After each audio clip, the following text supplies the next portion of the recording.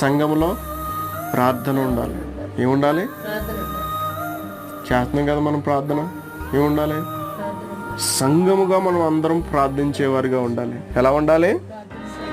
సంఘముగా ప్రార్థించాలి. రెండోదిగా కుటుంబంగా కూడా ప్రార్థన చేయాలి. ఏం చేయాలి? కుటుంబంలో ఉన్నటువంటి 4 వ్యక్తులు కావచ్చు, ఎంతమంది అయినా కావచ్చు, వాళ్ళందరూ కలిసి ఏం చేయాలి? ప్రార్థన చేయాలి. ఎప్పుడైతే కుటుంబంలో ప్రార్థన ఉంటుందో సాతానికి చోటు ఉండదు. ఇక ఒక ప్రార్థన అనేటువంటిది ఒక ఎముక లాంటిది. ఏంటమ్మా? మనిషికి ఏ ఎముక బలంగా ఉంటుంది? ఇది పోతే పనికిరాడు మనిషి, అవుట్. ఏంటమ్మా? మనిషి ఏమీ చేయలేడు. ఏది సరిగ్గా లేకపోతే, ఎన్ని పోసే సరిగ్గా లేకపోతే ఏం చేస్తాడు?